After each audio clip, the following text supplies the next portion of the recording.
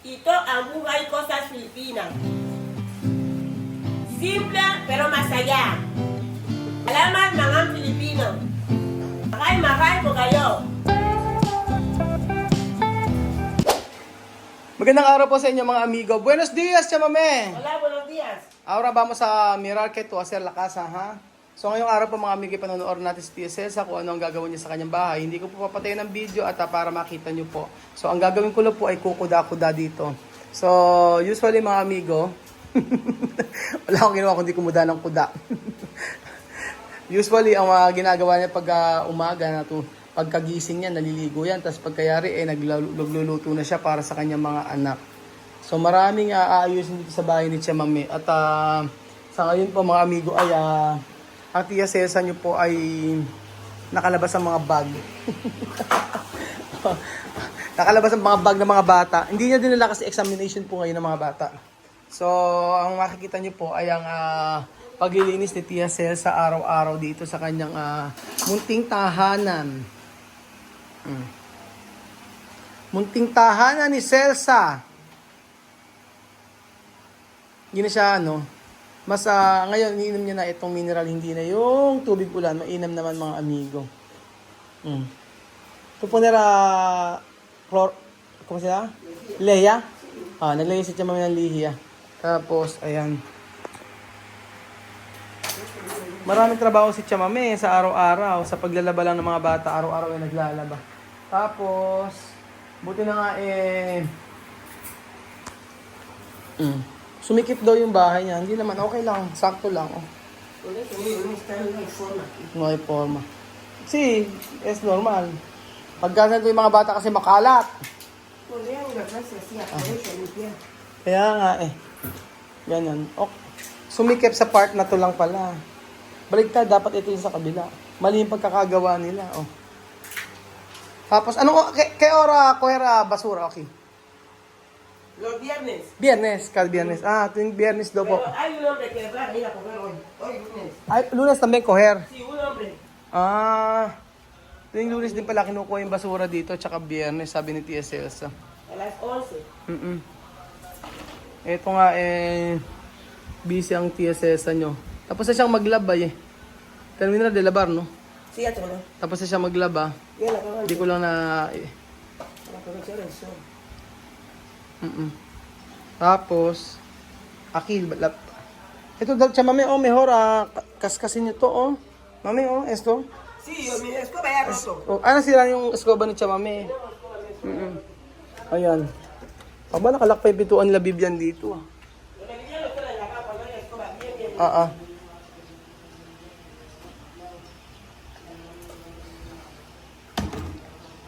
¿Qué hay dentro? Mami, ¿qué hay dentro? Aquí mi galleta. ¿Galletas? Hoy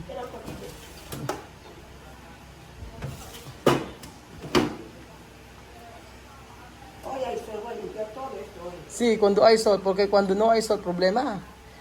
De ropas. De ropa, mi ropa está limpia en mi escoba. Bueno, todo eso. A las 11 cuando ese hombre va a venir a encontrar toda esa basura. Ayan. Ya está dentro. Desde ahí todo va a limpiar la arena. Pagka dumating daw yung basura, ilalagay ni Tia Celsa, iaayos niya, tapos dadalhin niya sa dadalhin niya para maitapon. 150. Este hombre 100. Ito pa Shen? Sí. Díaz. Shen. Ay, nagbibigay daw siya. Laki naman ng bayad Tia Mami, tip, 100. Stock mucho Tia Mami, ha? Sí, Mucho.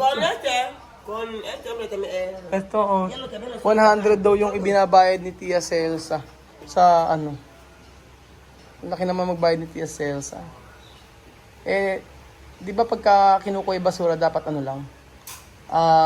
Tawag doon? Sila naman ang talaga kumukuha ng basura. Kumbaga, meron na silang sahod.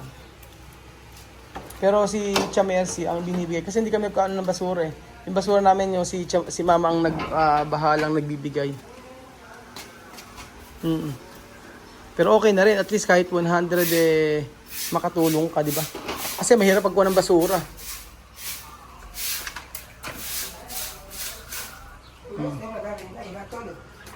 Oo nga, si Rice Coba ni Tia Mami. Saka todo Ito nga eh, diyan mami, esto oh, puro lumot. No, escoba, no? Yo comprar ko escoba. Nasirado yung escoba ni Chamame, kaya yung mga lumot. Oo. Pero de, yung ano, okay naman yung ano.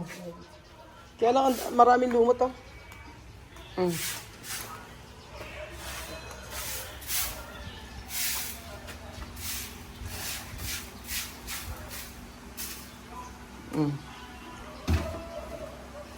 Pag wala anak ni Chesel sa ganyan, linis siya, labas siya, plancha siya. Manyana to planchar? Sino ba? Oy. Oh, ito planchar. Mag-planchar siya mami ngayon, mga amigo. Ayan. Basta lugar de secar. Después? Ya se me viene, ya no se me. Aha. Ya no tengo más trabajo. Solamente me dejan aquí hasta. Wala raw masyadong trabaho si Tia Celsa, sabi niya. Ya te lo voy a servir ahora mismo para comer. Esta es mi verdura. Pero mas, tu vida mas fácil aquí, no? Sí. Porque no cargar agua. No cargar agua, no. La piel no sució. No sucio. Afuera, todo así. Todo así. Sabi ko, sa dilang buwan niya rito, no? Oo daw, kasi dito, wala masyadong trabaho, tsaka hindi kumukuha ng tubig. Hindi nagkakarga ng tubig. Hindi kagaya sa kanila, na kukuha pa ng tubig, tsaka marumi talaga. Dito, yan, Cuando cargar agua, problema. Kaya nga, mahirap din yung ano, mahirap din talaga kapag kagaya niyan. Sa kanila, walang tubig. Kinukwento na siya mami, walang masyadong tubig daw sa kanila ngayon. Ewan na natin kung totoo. Verano to pa oy no? Verano? Septiembre, verano. Verano, oo. Ngayon po, Hasta el 15 de octubre. oo. Hanggang October 15 po ay summer doon kila Tia Celsa. Sako, mas maganda sako eh. Tsaka may mas mayor sako, no? Sako mabili. Kasi pagka yung itim na ganyan, madaling masira eh. No, Ginagawa. cuando ponemos así, este hombre cuando viene con saco, solo ponemos así. Mas mayor sako. Él mismo suele poner así. Yo comprar sako mejor. Me va a llevar hoy. Oo nga. Lunes y viernes, todos los días. Bibili ko ng ano, yo comprar escoba. Bibili ko ng escoba kana siya mami para makaskas na ere. Oh. Sila bibili nang nagkakaskas niyan. Total sa isang araw wala namang pasok. So sila ang magkakaskas nito. Yung nakaraan yung harapan ng kinaskas nila kasi maraming lumot. Ngayon ito naman. Ayan oh, daming lumot.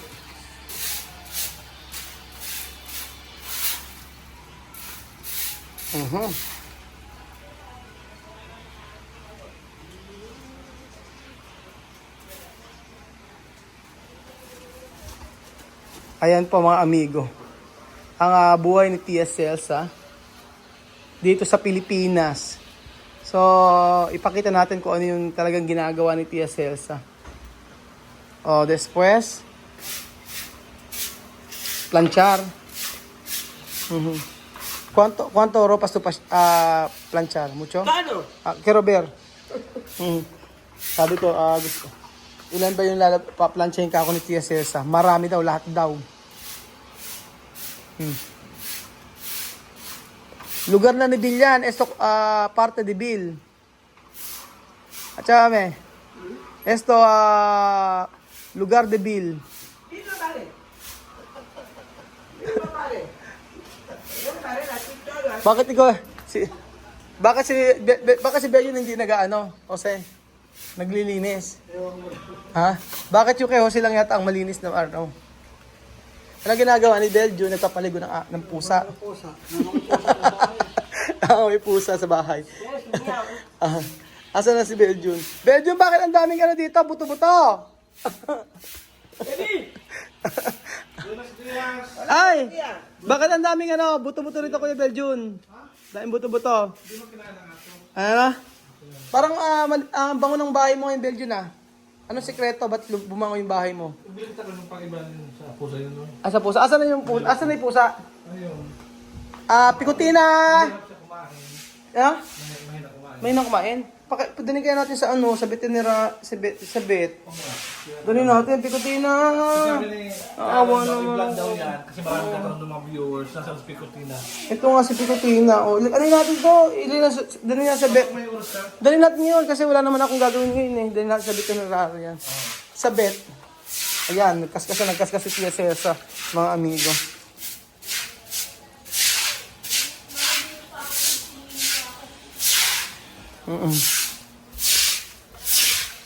Sipag ah.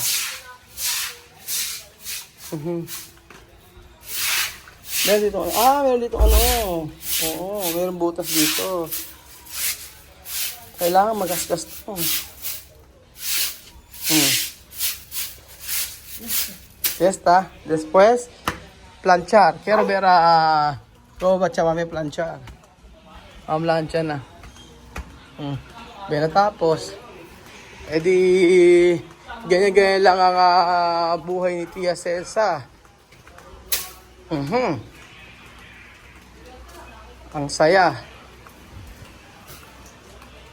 May saging pa si Tia Celsa dito. Nilagyan pala to, binakuran yun sa kabila. Dati may mga bougainvillea dito yung sa part na to. Pinatanggal, tinanggal. At mami, después. Aha. So, ayun po. Ngayon, alam niyo na po yung mga pinagagagawa ni Tia Celsa. Alam niyo na po ang mga sikreto ni Tia Celsa sa araw-araw. Huba rin ang aking napakaliit na tuhod. Después, chamame, planchar. Aha. Saan ka naman planchar, chamame? Doon dito planchar. Ito yung mga damit ni Tia Celsa, mga amigo. Pakita ko sa inyo ang mga... Doon dito planchar. Ay. Daming lalaan ni chamame, oh. Ito yung mga plancha. Quiero ver tu planchar. ¿Dónde ropas? ¿Dónde tu planchar? ¿Aquí? Sí, eso plancha aquí. ¿No quiere con caballo? Claro, con caballo. Plancho con caballo. ¿Tú planchar con caballo? Con mi mesa. Ajá. Vale, quiero ver. Con mi mesa de planchar. Aha. Yung mga blanches TSS. Tapos na siya mag-ano eh. Makapaglinis-linis. Tapos nakaligo na rin siya. Así.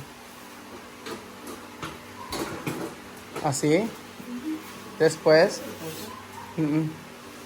Dami ng aanisin pa. Hindi ito.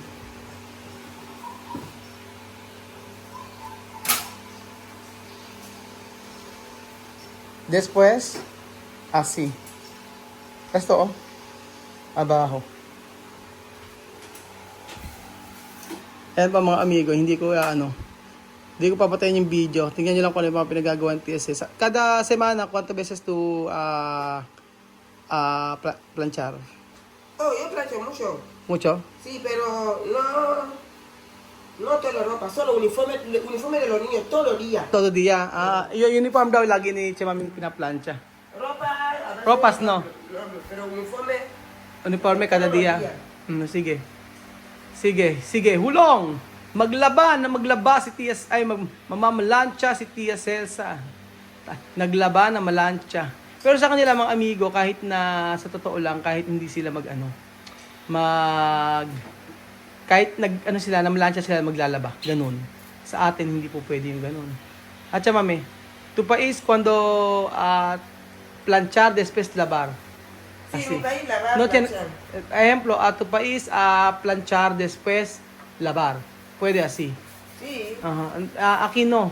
Ejemplo, cuando tú planchar después no puede lavar, mañana puede lavar. Porque tú sabes pasma como problema de cuerpo, porque todo caliente. Calentura entrar tu cuerpo. Ganon.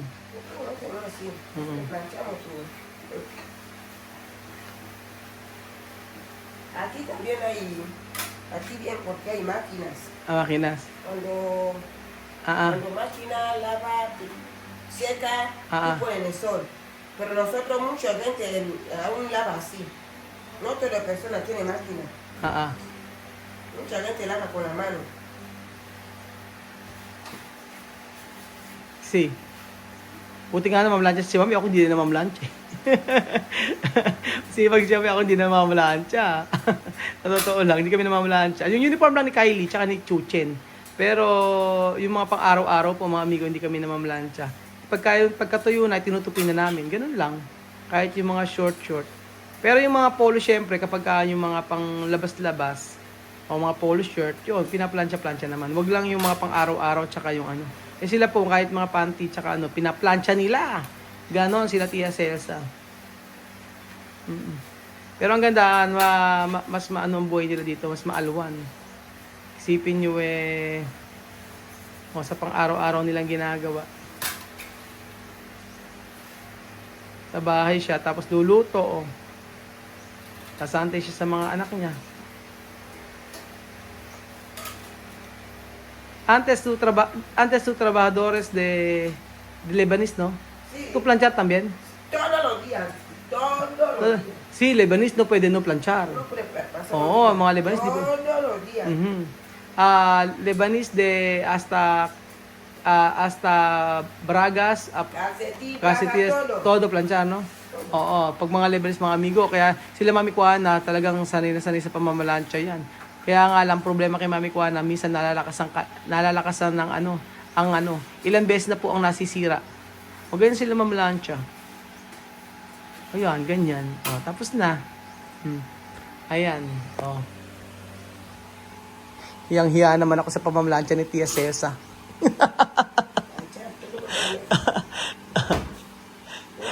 Esto trabajo de Celsa de Pilipinas.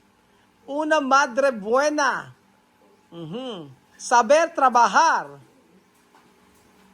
Sabi ko, ito ang buhay ni Tia Celsa sa Pilipinas. Ang mabuting ina na marunong magtrabaho. O, di ba? Plancha.